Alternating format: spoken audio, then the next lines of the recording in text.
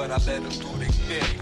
Ready for the bad news till the phone ring. Son is dead now anyway. Over my head, seeking revenge, son. Been son, when you been half trying to laugh out the drill gun. Seal guns play the hum. Real sons. For you motherfucking home.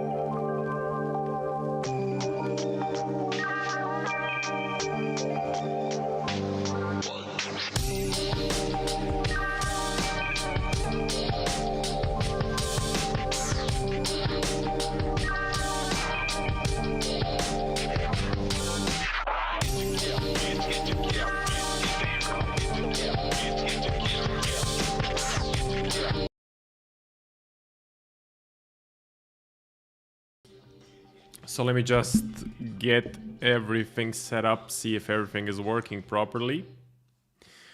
If the sound is well, if the picture is well. So let me just get everything set up. Okay, great, works.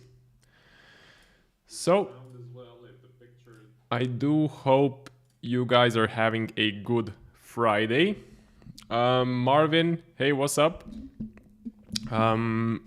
Greetings to all of you folks in the Philippines. So if you have any questions, make sure to put them in the chat. I'm just gonna open some of the windows that I need to open. Let's see, news calendar, Edge Finder. We can do the Fed watch tool as well. So yeah, that's pretty good.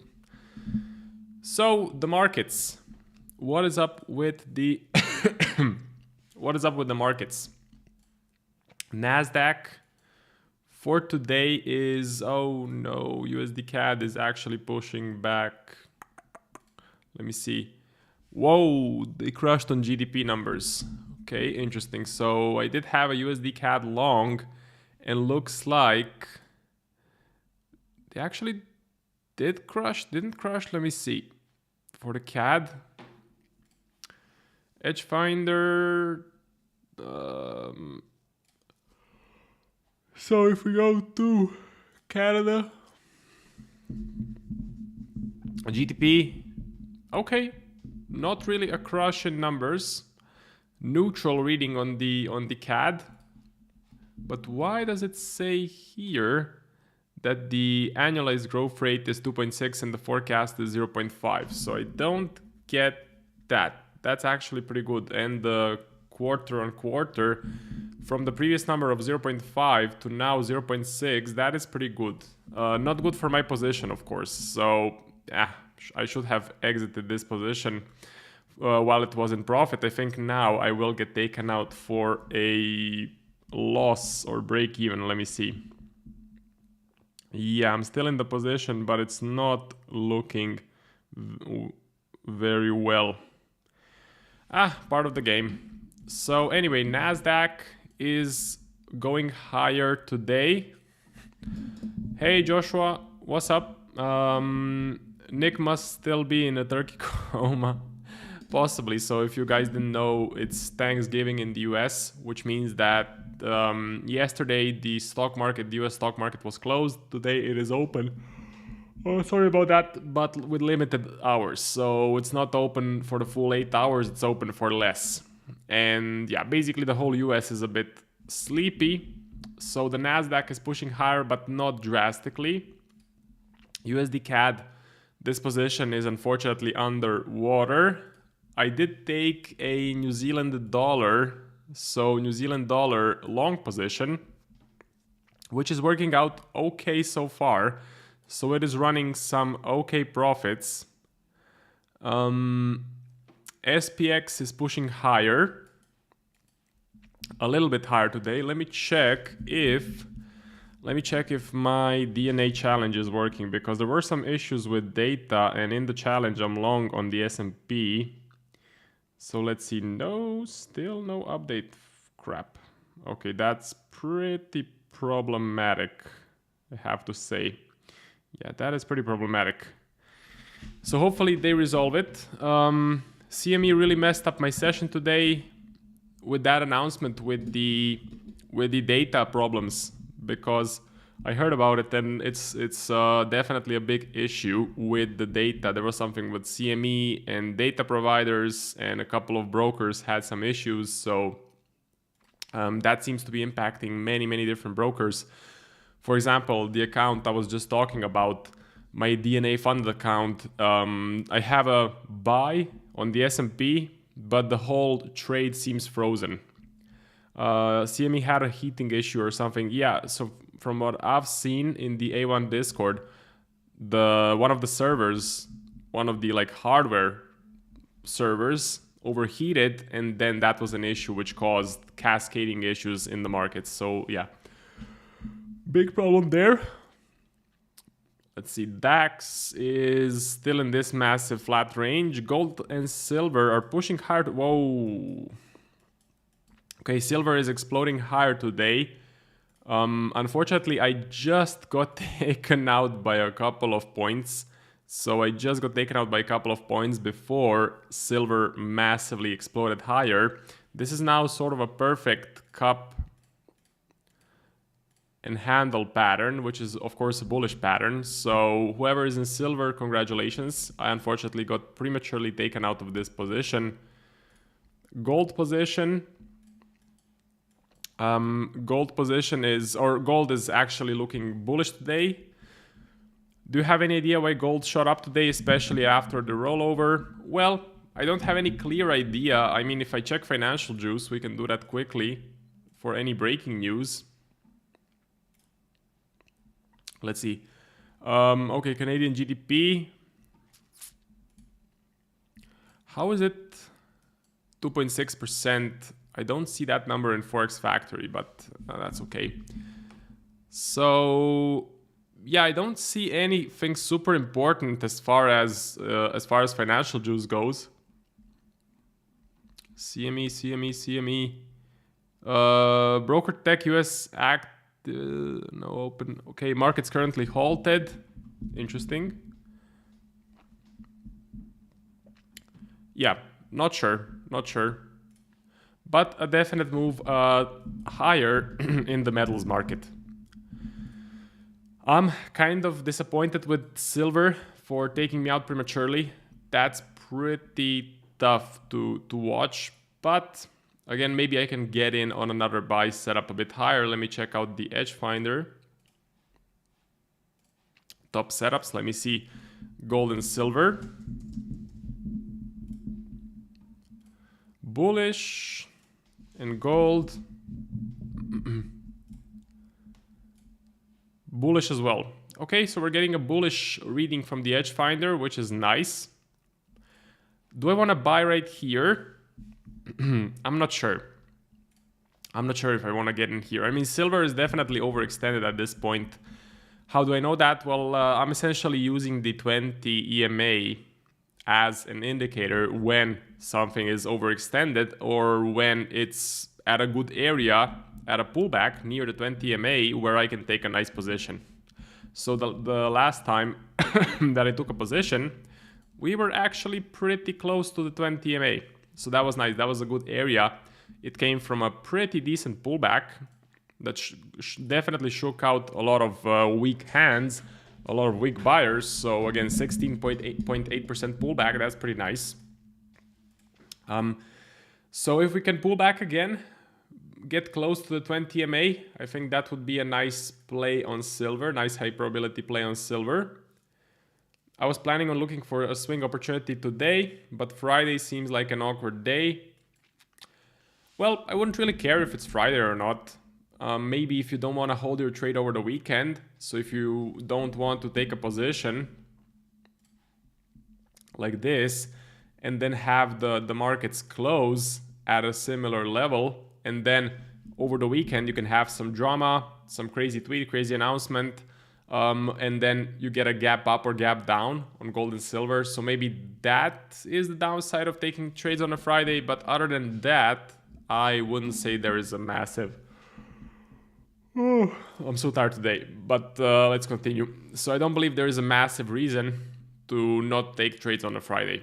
The only thing I would say, just looking at the chart, again, we're overextended. So we are quite far away. We are quite far away from that 20 MA, which is not the best scenario. Gold is looking a bit better. So gold is at a bit of a better level, closer to the 20 MA. Doesn't seem to be exploding higher. So it's not looking like silver. Whoop. Right, so gold may be a better reward to risk, I think. Could be. The reason I like gold and silver is I think inflation definitely is going to continue going higher, especially now that the US government has reopened, especially that the spending is continuing. You have Trump's big beautiful bill coming in 2026, so that's going to be massive spending from the US government, and massive spending equals dollar loses value.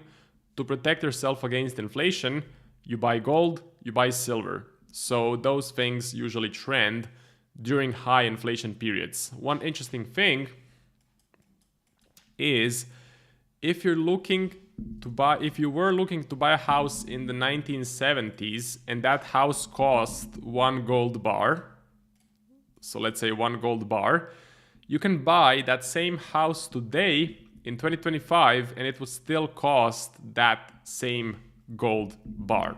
So this chart actually paints inflation quite nicely, right? If we go to the monthly, this is basically what inflation does over time. Just keeps exploding higher and higher, and to protect yourself, gold is a great investment. Other than gold, you can look at the US stock market, you know, maybe even better, maybe an even better investment. The US stock market just looks amazing, exploding higher. Again, yeah, some years are negative, some years are break even, but most years are pretty healthy. I think the average return of the S&P is around 9 to 10% per year. Gold is a bit lower, but for this year, for 2025, gold definitely had an outperformance compared to the stock market. So if we can find January 1st up until now, plus 61%. S&P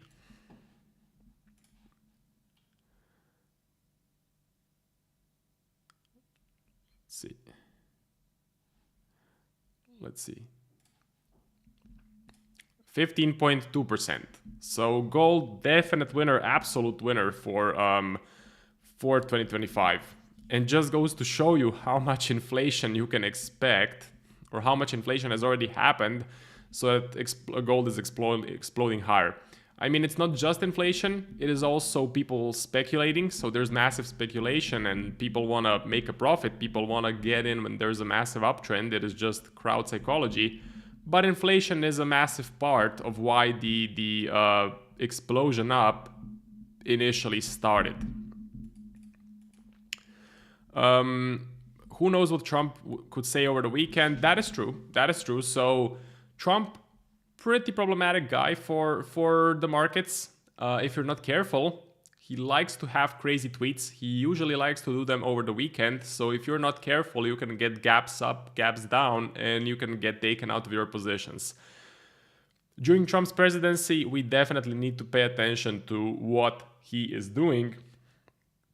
And we need to think about risk management, and we need to think about how can we protect our capital against the possible gap that happens over the weekend. I mean, on the S&P, you can just get, this is the daily chart, so you can just get this sort of gap. On gold as well.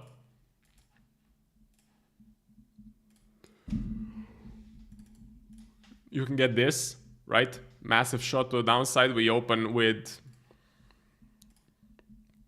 I don't know, let's say 3% lower. It can happen. It can definitely happen. Was there a gap anywhere before? Here there was a gap. See, from Friday to Monday, definite gap right there. Here, yeah, here as well, a bit of a gap. So gaps happen, and sometimes they can be huge. Damn it, Grandpa, why didn't you buy some gold? That would have been a great decision. What's your thoughts on Maven? I was thinking about getting an account with them because they're dirt cheap and Nick seems to welcome them too. I haven't heard anything about Maven, so I don't know anything about them, so I can't really say. I do know if you want to get with DNA funded, they have a Black Friday discount.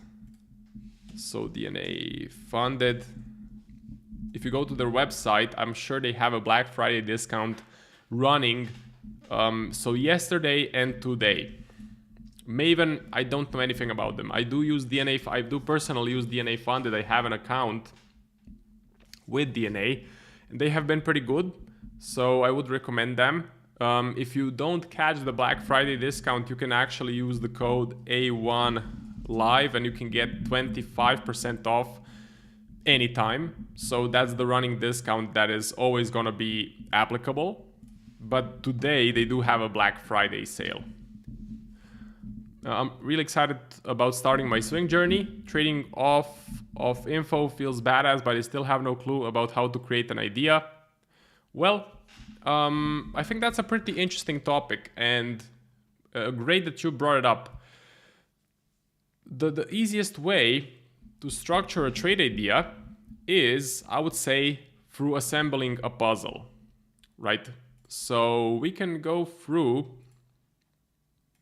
this particular setup that I took.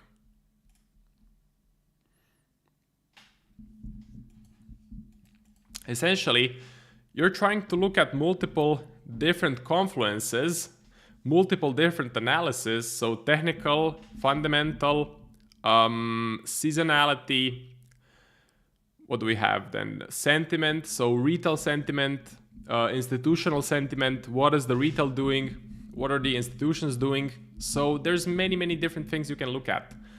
And then the more confluences you have, the better your trade will be, the higher your trading edge is. For example, with this position, first, technical analysis, we were overall in a massive uptrend from the daily chart. We had a nice pullback, nice correction right here. Okay, so from the top to the bottom, around 16%. So you're not buying the crazy all-time highs, you're actually getting in on a pullback. We were close to the 20 EMA, which is always a plus, being close to the 20 EMA. Fundamentals, high inflation in the US. Inflation right now is pretty problematic. So if we look at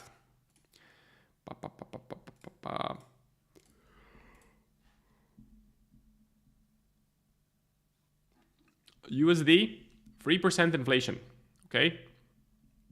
So inflation is pretty high in the United States and it's getting higher. US government has reopened, Trump's big beautiful bill, inflation up, silver up. Edge Finder at this point was bullish as well. Right now it's bullish as well. So let's see silver. That's another massive confluence. So the signal from the Edge Finder, that's definitely a massive confluence.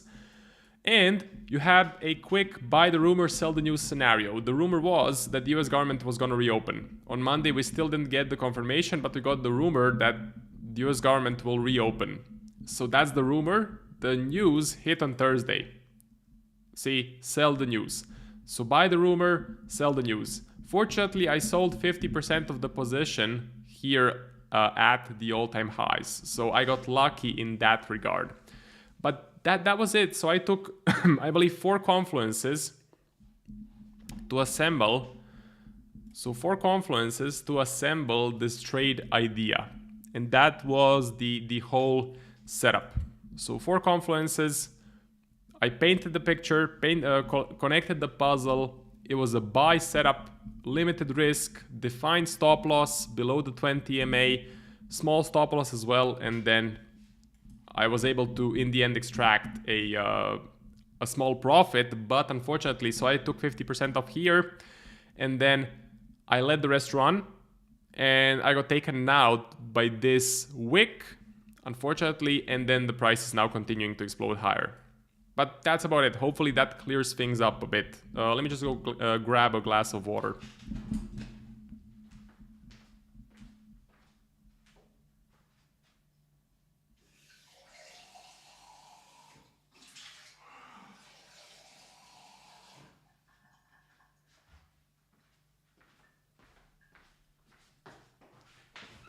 Okay, I'm back.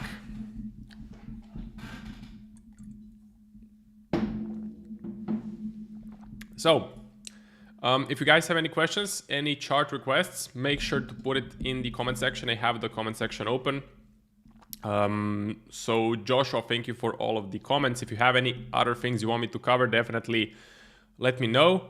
Hey Alan, what's up? I think that is you. I can see it by the profile picture, but I think that's you. So welcome to the stream, and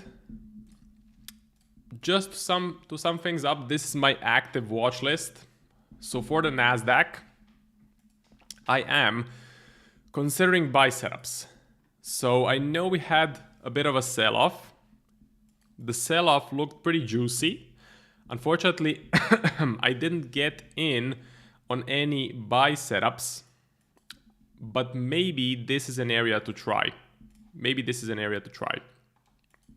During this whole phase, I wasn't calling for a crash, but I was calling for a bit of a pullback, a bit of a correction. The reason was, in my opinion, the artificial intelligence story was getting a bit stale.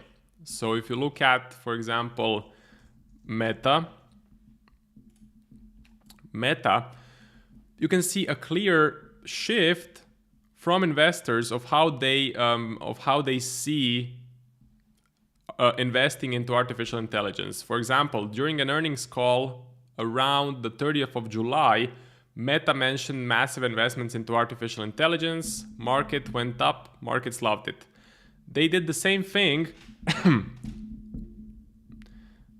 So they did the same thing on the 29th of October. They said we're going to massively invest into artificial intelligence. This time, markets heavily sold off. So the AI story is getting a bit stale, or was getting a bit stale. Then you had Palantir, heavy users of AI. They were starting to sell off. I took a nice quick short on Palantir. You had Oracle, which signed a crazy deal with OpenAI around this time, 9th of September. Gap up. Initially, markets loved it, just for the price to make a complete round trip back to the beginning. Okay, so looks like the markets just decided that was not the right move and that the whole deal was massively over exaggerated. So that's why I say the AI story was getting a bit stale. Also, if you saw an interview with Sam Altman, let me see that Sam Altman recent interview. I saw it somewhere on X. I think it was this one. I think that was it. Not sure. Anyways, Sam Altman, leader in artificial intelligence, leader of OpenAI, he had an interview. He was asked, how can you justify so much debt, so much spending on data centers when you don't even have enough revenue to cover all of these crazy expenses? You have minimum revenue. You have just a few people paying for your service. Most of your users are free users. And by 2030, your plan is to capture 40 or 50% of the world population to use OpenAI, which in my opinion is absolutely not achievable. It's not gonna happen because there's so many competitors. There's Grok, there's Gemini, there's a bunch of AI software, and all of them are so similar. If you have used ChatGPT, Grok, Gemini, you would know it's all the same thing. The differences are minimal. Anyway, so that was the question. Sam Altman's reply was something along the lines of, if you're not a believer, you can go ahead and pound sand. You can go ahead and sell your shares or something like that. So the response was pretty bad. Obviously, Sam Altman is kind of afraid. Obviously, he doesn't believe he is going to, that OpenAI will make enough revenue to cover all of the debt, to cover all of the expenses, to cover all of these data centers, because there's not going to be so much demand. Can you imagine 40% of the world population using only OpenAI ChatGPT? Like, do 40% of people even use iPhones? I'm not sure how many people in the world actually use just, let's say, the iPhone, which in my opinion, the iPhone is one of the most successful products ever made. So that's extremely tough, extremely unlikely to happen.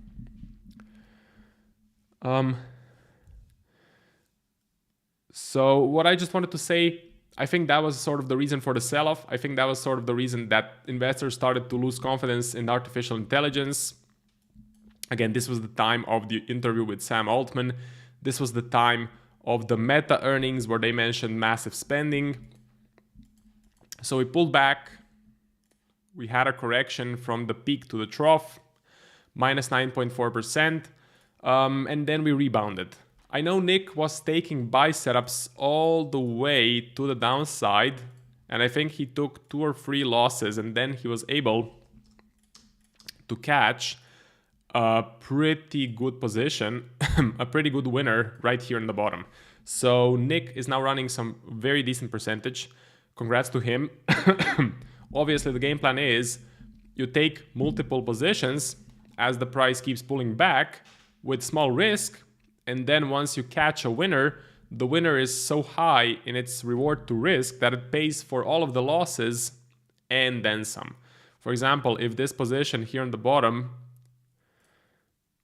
goes up to the all-time high, he's already up 3.3 R. So essentially he can pay for 3 losses.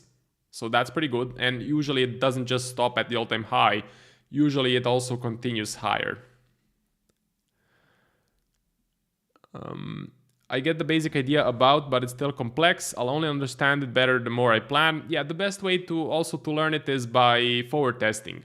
Not just back testing, but also being in the markets, trading live with small size, maybe minimum lots, but just watching the markets day in, day out, assembling positions in the markets. And then as time goes on, as you execute more and more positions, you're gonna learn off of your mistakes. And the best way to develop a strategy, the best way to learn, in my opinion, is actually forward testing. I know people praise back testing. I used to be in that camp, so I used to be very big on back testing. But I would say forward testing is where it's at. Forward testing is the most powerful strategy or testing approach. Bitcoin bottom out from a technical standpoint. We're going to take a look at Bitcoin. Marvin, hi Marco, are you bullish on Bitcoin? We're going to take a look, so welcome to the stream.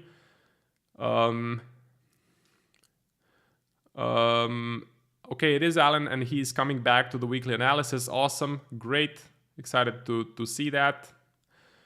Joshua says, I recently closed my ChatGPT account. I noticed ChatGPT is kind of a kiss ass. Pretty much all of them are programmed to say, you're so great, your idea is awesome. Like I've had multiple instances where I'm testing a specific strategy or specific approach, and I know it's wrong. I know I wrote something wrong, but ChatGPT is like, oh, this is an awesome idea. You're so smart, blah, blah, blah, blah. So that's just built into the program for all of the leftists to not get offended, I'm guessing. That's good news, man. I'm excited, looking forward to that. So yeah, Bitcoin. Let's take a look at crypto. Crypto, in my opinion, is looking pretty bad overall. So just technical analysis, some key levels were broken. You had this level of support broken. You had a trend line right there broken. Fundamentals, I mean, fundamentally NASDAQ should be overall bullish. So Bitcoin acts as a technology stock. So there could be some bullish fundamentals. If we check on the edge finder, let me see, Bitcoin. Neutral reading right now. Okay, seasonality is definitely bullish because end of the year, November and December, there's a huge influx into risk on positions. So if we go to seasonality, let's see, seasonality monthly. We go to Bitcoin. And we can see, again, October, November, December, kick-ass months. So amazing, awesome months. But this time, this year, seasonality doesn't seem to be working. Instead of +8, it's -8. Instead of +13, it's -20.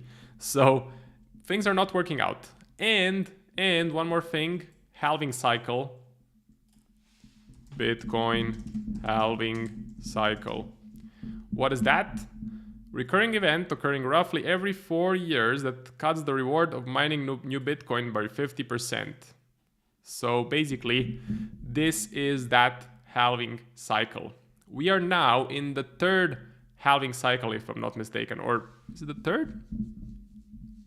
Or sorry, it's the fifth halving cycle. I'm not sure. But anyway, those halving cycles have seasonality built in. And we are now in the part of the halving cycle where Bitcoin usually loses value. I don't have the exact chart on me here, but a halving cycle is a 4-year period, and we are now in the period, I think this is the 4th halving cycle. We are now in the bearish part of the halving cycle. So that's one more reason why I'm not looking to be bullish on Bitcoin. Ethereum looks pretty bad as well. You have to know that most of this recent explosion in Ethereum is actually because a lot of US companies were using their cash, let's say reserves, and buying Ethereum with that. So they were just artificially inflating their stock price by buying a bunch of Ethereum. Who were they trying to copy? They were copying Michael Saylor. This guy. See this guy, Michael Saylor, MicroStrategy. That is his company. So we can go to MSTR. This is MicroStrategy. Basically, what Michael Saylor does is he uses the cash of this company to buy a bunch of Bitcoin. So his stock price is based on the price of Bitcoin, right? I'm not sure why. I'm not sure how are people attracted to this, because you can just buy Bitcoin. Why would you buy MicroStrategy if you can just buy Bitcoin? Maybe if it's like a pension fund, and pension funds still can't buy crypto, I believe. So maybe for some pension fund managers who want to get into crypto, they buy MicroStrategy instead of Bitcoin, because MicroStrategy is available, Bitcoin is not available. Pretty interesting price here. We will see what will happen to MicroStrategy, because I think we are now near Saylor's break-even level. So Saylor has been aggressively piling up a bunch of Bitcoin, and I think his break-even level is around 70 or 80. So if the price of Bitcoin goes below 80 or 70, that means his average entry price is about... so the price will be below his average entry, if that makes sense. Which is not so great, but it is also not the first time that it happened. There was a period in, I believe, 2022, where Bitcoin massively dropped, and the current price of Bitcoin was well below his average entry price. I think that should make sense. So let's say MicroStrategy is not a company that it's just one person, Saylor, and he's just buying Bitcoin. So what's his average price? So if you think about it, if he bought some Bitcoin at 20K, then he bought some at 50, then he bought some at 30, he bought some at 69, he bought some at 100. What is his average entry? I think it would be around here, let's say, or maybe around 65. So that's the average entry. You just calculate all of the positions and you divide it by the number of positions. So I hope that made sense. You're long on NZD USD given that USD will fall because of the rising inflation, but my concern is why you choose New Zealand Are you bullish on NZD? Thank you, Marco. That is a good question. So I do have a long position here, which is doing okay. And I'm actually short on the dollar and I'm long on the New Zealand. That is correct. I like the New Zealand. I think the fundamental data looks good. Maybe not on the edge finder. Let's see. New Zealand actually looks okay. But I believe some longer term data looks good for the New Zealand. And also I wrote it down so I can read my game plan. If I open up my latest forecast, so here is my reasoning. Let me copy that. Text bubble, paste. Okay, why is it so big? Here it is. So Fed rate cut most likely coming in December. They're most likely going to cut interest rates in December. If you look at all of the Fed members, it's not just one guy, it's not just Powell, there's many different members voting on will there be a rate hike, will there be a neutral rate, will there be a rate cut. So there is a vote. It's not just Powell controlling the markets. You need to know that. If you look at the different members, most of them are dovish. Most of them are happy with a rate cut in December. That's bad for the dollar. I believe USD loses value in December. The big option on DXY is getting exhausted. Rate cuts from RBNZ are most likely done. RBNZ forward guidance yesterday was hawkish. Inflation is higher than expected. Okay. We can see that in the CPI data. NZD.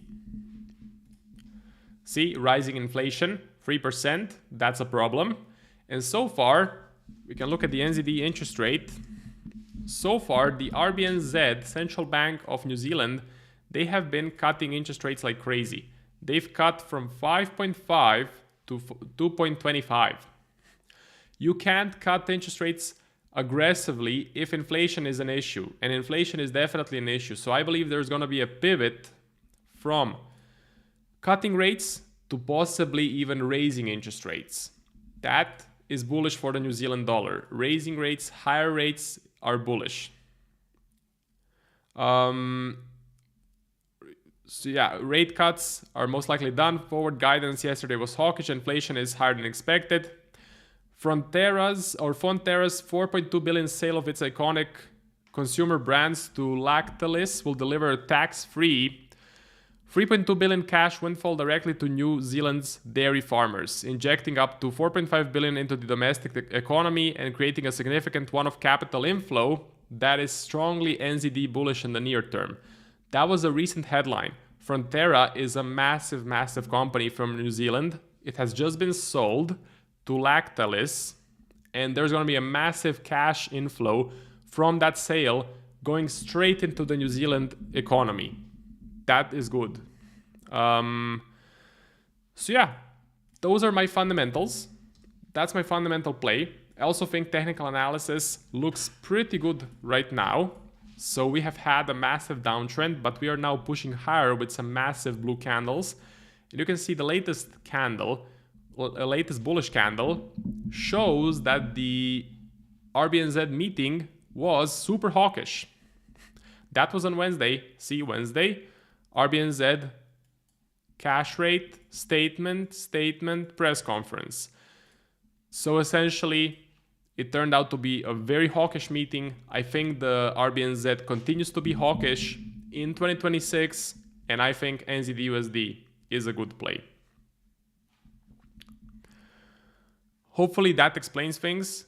If something is still not clear, put it in the chat and I will definitely do my best to answer. The craziest strategy I saw was moon cycles, and the funny thing is that it doesn't look that bad at first glance. Well, there's all kinds of strategies, and they may look good on a small sample size, but I would say a couple of months to 1 year is still too small of a sample size. You need at least 5 years, 10 years.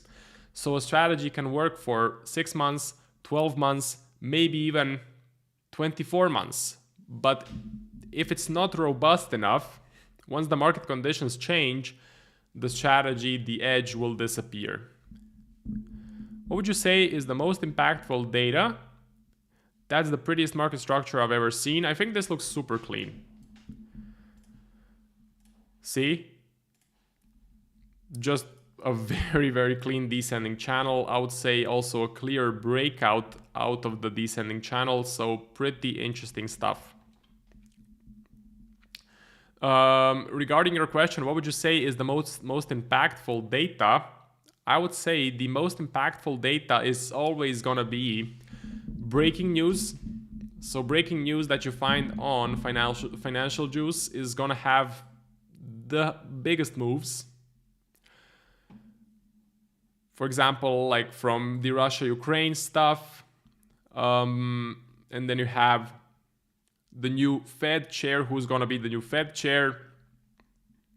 Trump, anything from Trump is still massively moving the markets, or something unexpected from the Fed.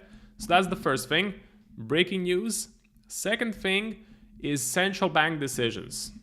I would say any central bank decision has the biggest impact on the currency because the interest rates are directly correlated with the value of the currency.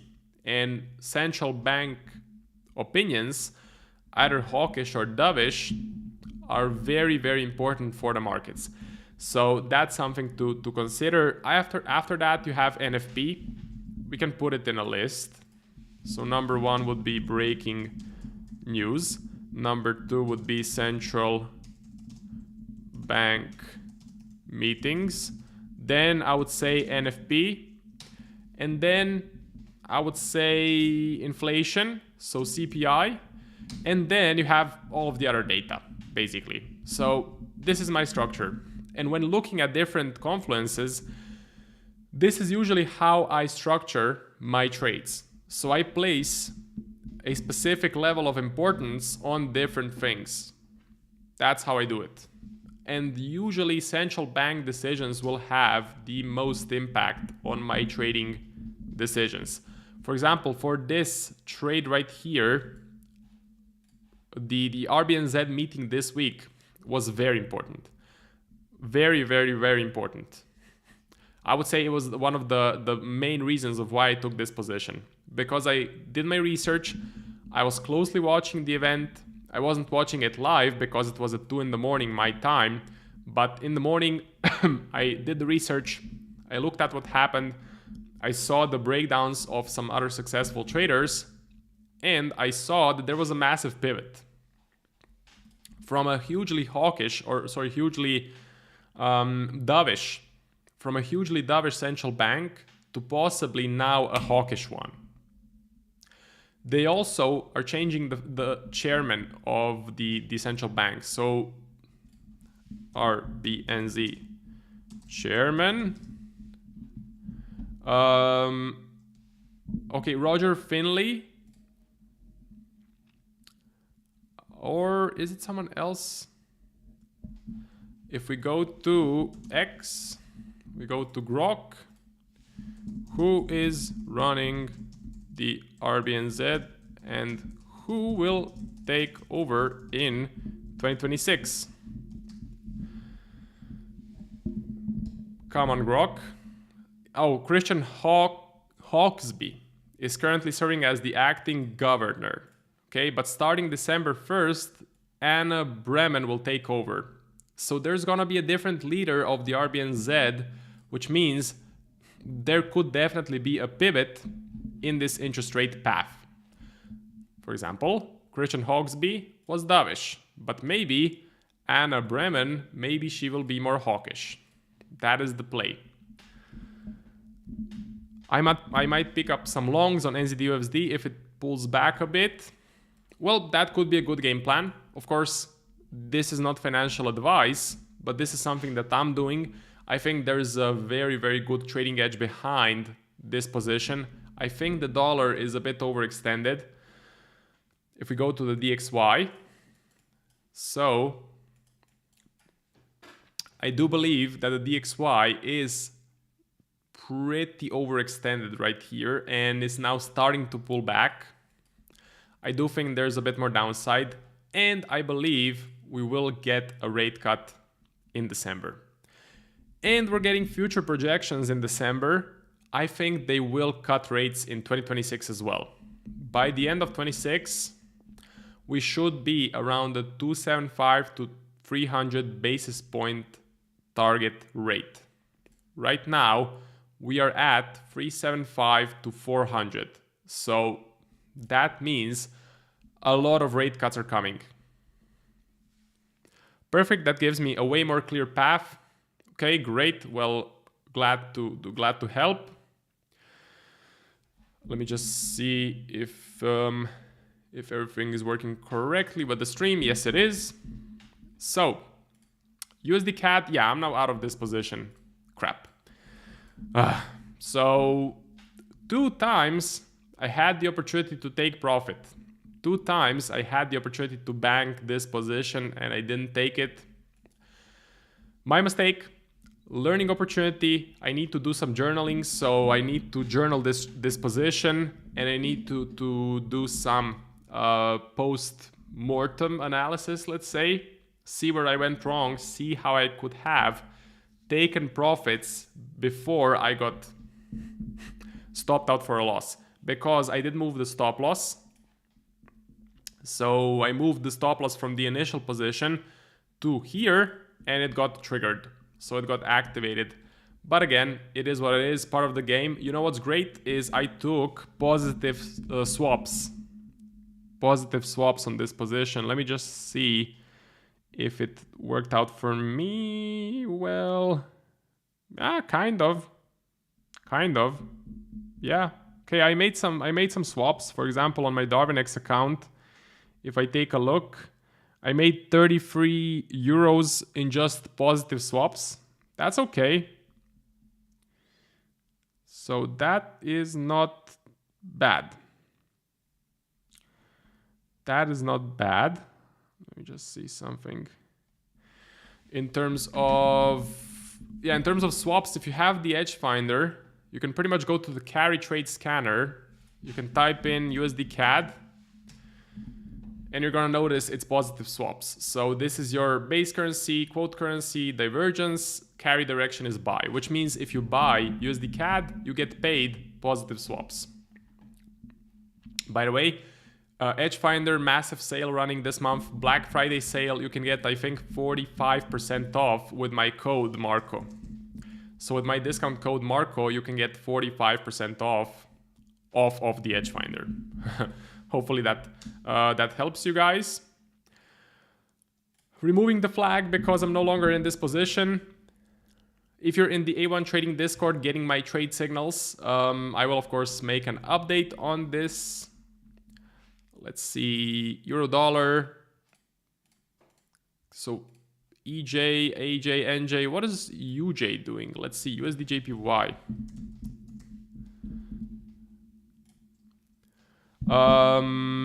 Marco, I'm going to have to get going now. Have a good weekend. No worries, Joshua. Thank you very much for joining. Have a great weekend as well. Good luck next week in the markets, and I'll probably do another stream next week on Thursday. See you.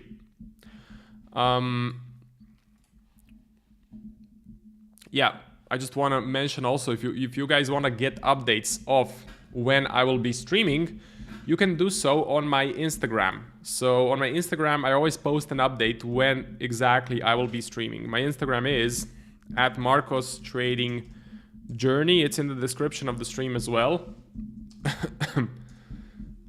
Yeah, Marcos Trading Journey. Usually I stream every Thursday around 4 p.m. London time. So Thursday, 4 p.m. London time. Why didn't I stream this week on Thursday? Because it was Thanksgiving.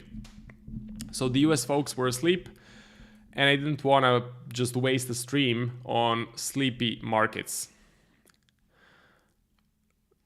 Looking for the charts, what I want to look at. So NASDAQ we covered, USD CAD we covered, NZD we covered. It's actually starting to pump higher today. S&P, I have the same opinion as on the NASDAQ.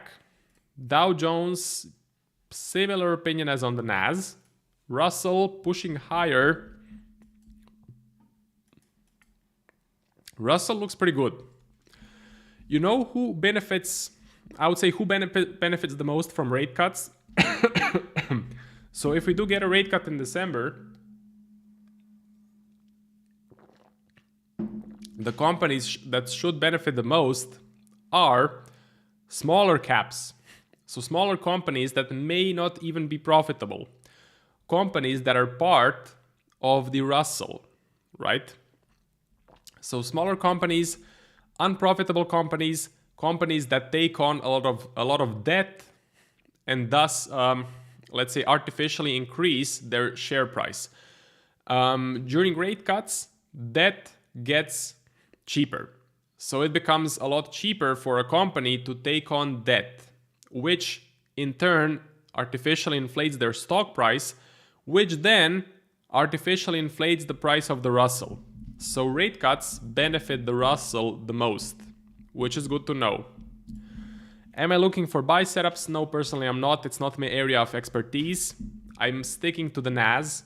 I think the NAS is more interesting. I think it is highly impacted by the artificial intelligence story, and there's quite a lot of profits to be made in the NASDAQ. The volatility is very high on the NAS, so it is my favorite, and I mostly look for setups on the NASDAQ. So the DAX we covered. Nikkei, or DAX we didn't cover, but DAX just looks super bad. DAX looks very flat. I don't see any attraction in buying or selling the DAX. Super range bound. I know at the beginning of the year there were talks that the DAX is going to explode, that the DAX is the new, let's say, market favorite, that it's going to outperform the NASDAQ. There's going to be massive spending in the European Union. There's going to be military spending. But in the end, the only ones who benefited from that narrative is Rheinmetall AG. So these are the guys producing weapons in Germany. Okay, let's see. Rheinmetall tank. I think they produce the Leopard or the Panther. Okay. Quite an ugly tank, if I'm being honest. Looks quite ugly. Can't they make it a bit better looking?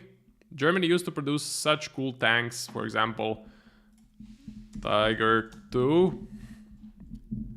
See? So pretty. So pretty, and now they're producing this very ugly tank. But if it works, it works.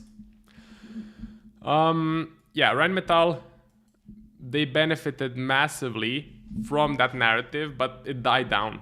The whole narrative died down. The NASDAQ had an explosion higher. DAX got left in the dust. Euro got left in the dust. That's over. Nikkei, though, Nikkei has been pretty interesting. So Nikkei has had an explosion higher. I didn't participate, unfortunately, but if you were familiar with these markets, if you were familiar with the Nikkei, then this might have been a good opportunity to get in somewhere on these pullbacks. Let's say around the 20 MA. And that's the power of the 20 MA. If you have the fundamental bias, if you have some good technical analysis skills, if you have the seasonality confluence, you can try and get in on the pullbacks, essentially. So look, we touch the 20 MA, we explode. And now we're pulling back. But there were 3 opportunities you could have considered for some buy setups. That's for the Nikkei. Gold and silver. Damn, silver just exploding higher. Yeah, silver looks amazing. Silver looks definitely amazing. I'm considering maybe getting in, but I don't want to get in at this price. I think we are overextended at this point, so I'm not sure if I want to get in right here. Yeah, not sure. Maybe if we pull back to the 20 MA, that would be great. I'll take another stab at it. Gold looks a bit worse as far as technical analysis goes. It's a better entry. Definitely a better technical entry because it still hasn't exploded higher. for now I'm being patient. So for now I'm being a bit patient. If something changes, of course, I will notify everyone here. So do you still use a trade copier for your FTMO accounts? No, because most so my FTMO accounts are on CTrader, and most trade copiers don't support CTrader. I was using Traders Connect, but then they stopped supporting MetaTrader. Now they're apparently supporting MetaTrader, but I'm not sure. So I switched to social trader tools. So I'm using social trader tools. Okay, I think there's a link in the description of the live stream, so if you want to check it out. And for CTrader, there is Trade Push. So this is the copier for CTrader. And I think it works from MetaTrader to CTrader. So for my CTrader accounts, I use Trade Push. Check it out if you want. Hey Bashi, what's up? Who got cooked by gold OM CME spreads? I have an affiliate link for a copier, works with CTrader and MT5, and I think DXTrade and MatchTrader. What's the name of the company? If you can put it in the chat. Is it Traders Connect? So I'm interested to know. I don't know what happened on gold. There were some crazy CME spreads. So unfortunately, I did not have a position on gold. Okay, so I didn't have a position, but I heard a couple of people got stopped out. I heard there was some crazy stuff. Could we maybe see a different data provider? How can I get the gold CME? Huh. Yeah.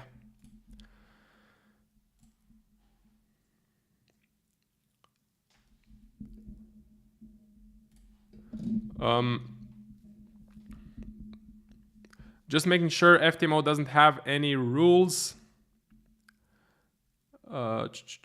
Just making sure FTMO doesn't have any rules against trade copiers. I don't think they have. So I don't think they have.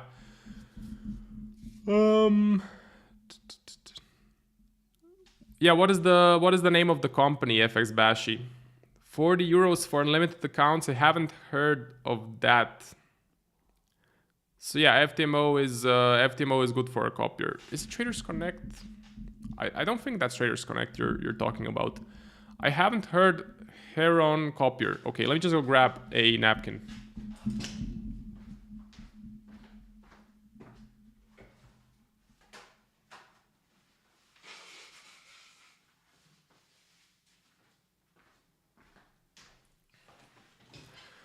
Yeah, I haven't heard of Heron copier. There's quite a lot of copiers out there. So whatever you guys desire, you can basically use. We are now approaching the end of the stream.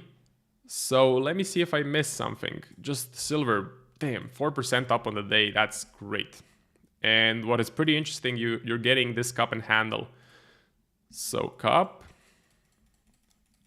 handle. Very bullish pattern. Great pattern. So pretty healthy. Let's put silver on my watch list. Yeah, let's do that. Because it looks great. Platinum moving. Copper moving, but I don't have an edge on copper. I really don't have an edge on copper.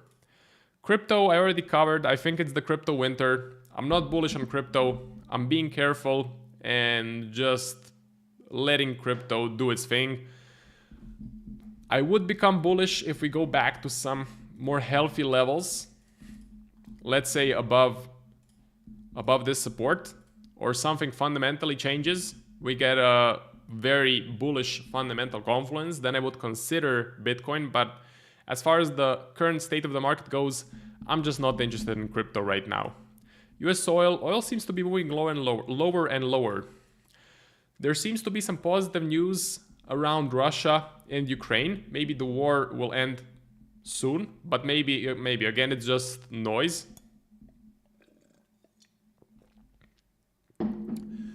So maybe it's just Trump and Putin saying a bunch of stuff. We're gonna find out. But anyways, bullish news out of Russia usually leads to lower prices in oil, right? Usually leads to lower prices in oil, so that is gonna be pretty interesting to see how this will progress. If you go to natural gas, one edge that I heard is you can actually buy natural gas during the summer and then sell it around winter, because gas for heating is cheaper in the summer and more expensive in the winter. So let's say you bought it in July. We can do a quick back test. July here, definite low before winter. Then July here, definite low before winter. Then July here, I would say again a low before winter, but not so great. And you have also here as well, July gets expensive. So look at this seasonality. Very, very simple trading edge. Just buying in the summer, selling in the winter could be pretty profitable. So pretty interesting stuff. The VIX is falling a bit, actually falling quite a lot. So interesting to see the VIX being quite low. DXY I'm bearish on. I think rate cuts are coming in December. JXY I'm bearish on as well. I think the current policy in Japan is pretty hawkish, or sorry, dovish. The new prime minister, she is pretty hawkish, or pretty dovish. Fiscal policy is dovish. That is all leading to the yen losing value.